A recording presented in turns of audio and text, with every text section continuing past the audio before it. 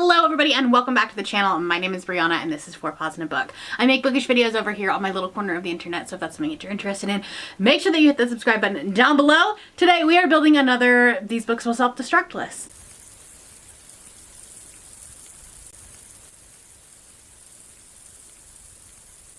So this is season 3 of These Books Will Self-Destruct in 12 months if I don't read them. And last season did not go very well. I had 12 books on my list. I'll link the video up above. I either read or attempted to read 4 of them. I unhauled without even looking at them 6 of them, and I still have 2 left.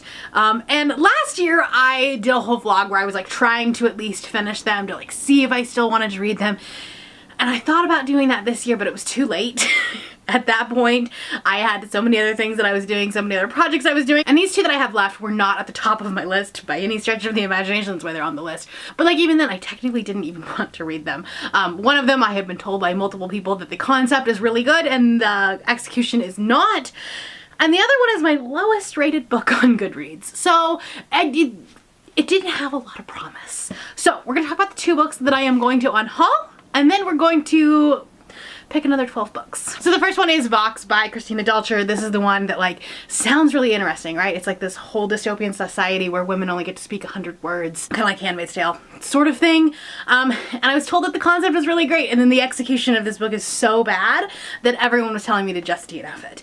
So it's going away. And then California by Eden Lepucki. I have had this book since like 2018.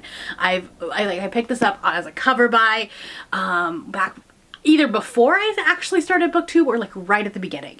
It's really cool because if you put it on the side, like it has this whole like forest thing, but it's my lowest rated book on Goodreads, and that does not bode well for me. So because of that, I never picked it up. I never wanted to.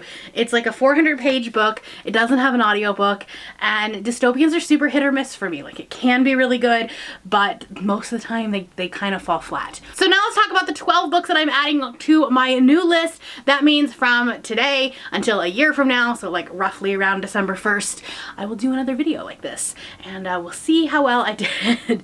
Most of the time I just forget that this happens. Like I purposely choose 12 so I could technically read 1 a month, and that never actually happens. I wait till the end, if I even get to that, because I usually end up just unhauling them to begin with. Like I do my quarterly unhauls, I get excited, and I just start getting rid of books, and these ones are usually the first ones that go. So I have no rhyme or reason to these. There's no order. But let's talk about it. The first one I'm putting on this list is One by One by Ruth Ware. And the reason I'm putting this on this list is because it'll force me to actually read it or just unhaul it. I have such a conflicted relationship with Ruth Ware. I've loved some of her books and then absolutely hated them. Like I've had books on my best of the year from her and also my worst of the year. This feels like a closed door mystery. Like some people really like it and some people really don't. It's got a lot of mixed reviews. And so this one is like the last Ruth Ware that I have on my shelf that I was like, okay, I'm gonna give her one more try. And I've had this on my shelf since it came out, whenever that was. 2020. Okay, so this has been a little while. So we're gonna give her one more shot. If this is not a win for me, then I'm probably gonna be done with this author. Next up, we have A Dark and Hollow Star by Ashley Shuttleworth. The reason this is on here is because I've heard really mixed things about the sequel, and because of that, I haven't wanted to pick this book up. I'm pretty sure this is sapphic. It's like a sapphic fantasy romance. The second book I've just heard really mixed things about and like less than great things, so I haven't wanted to pick up the whole series. Like I'm like, well, why do I want to start a new fantasy romance series when I have 2 shelves of them right here? So we're gonna put it on this list. We're going to kind of like give myself a little nudge to maybe try the series out. Next up, I have Yerba Buena by Nina LaCour. I had like multiple opportunities to read this book this summer, specifically during Amazing Readathon, and I never picked it up. So that tells me that I probably don't want to. I've gotten to the point where I have a pretty good gauge on what my reading taste is, what I want to read. Like I'm not a mood reader because I have too much content to create, but I also want to be a mood reader. And when given the opportunity to mood read, this has never been one that I've wanted to pick up. So again, we're giving ourselves the nudge to like get rid of it if we don't want to. Next up, we have Extasia by Claire Legrand, and I'm putting this one on the list because Sawkill Girls was on my list last year and I DNF'd it and I didn't like it. I actually don't know that I've ever finished a book by Claire Legrand, and Sawkill Girls has really mixed reviews as well, and actually I haven't heard a lot of people talk about this one. So I don't even know, but it's YA horror. And while I like that sometimes, she's big.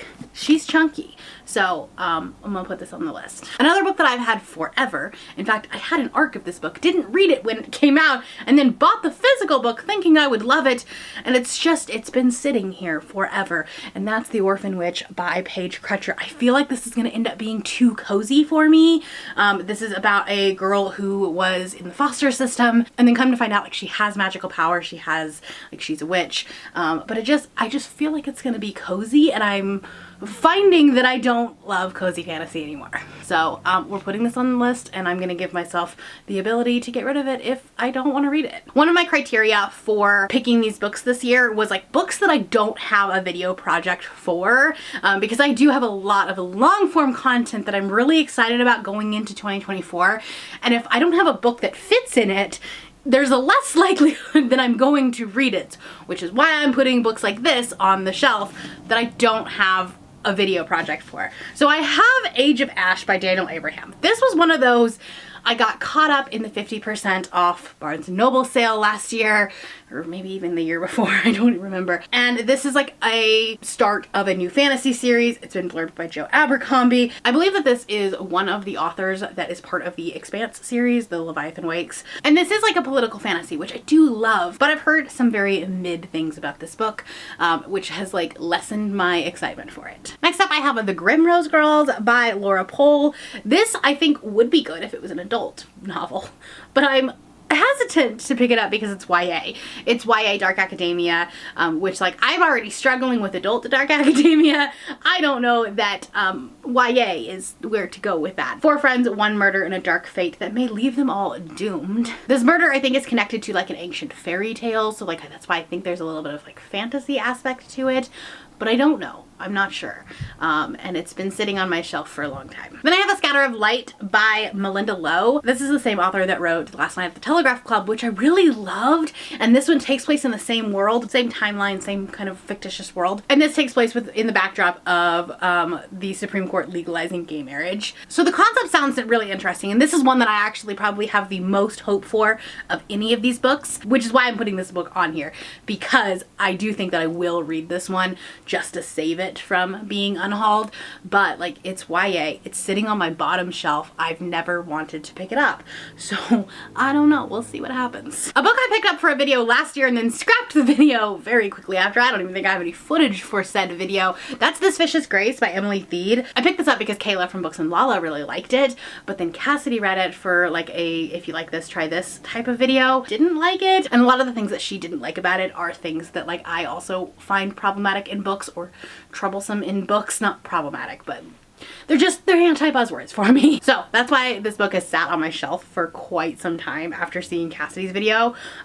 So this one will force me again to read it or get rid of it. And then my last 3 I'm going to talk about kind of together because they're all Book of the Month books. They're all kind of witchy, urban fantasy type books, and I've never gravitated towards them, so here they are. We have The Change by Kirsten Miller. This one's huge. Like, this is a big book. And this is kind of like a feminist witchy retelling. And I've heard really good things about it, but I just haven't wanted to pick it up, mostly because it's really big. I say that as I'm reading like a 700-page book right now and absolutely loving it, so who knows. Then I have The Cloisters by Katie Hayes. This is a dark academia witchy book, and a lot of people read it for Amazing Readathon. A lot of people are reading it for the Get a Clue Readathon, and they're not loving it.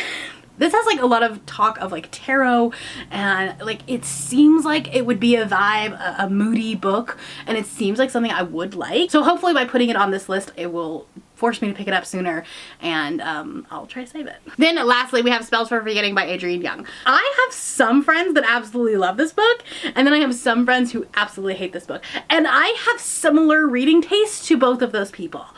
So I don't know what to do with this book. This is a very aesthetic book. This is a very like atmospheric book about ancestral magic, and I'm afraid that the writing is gonna be too purple prosy for me. And that's why I'm scared of this book.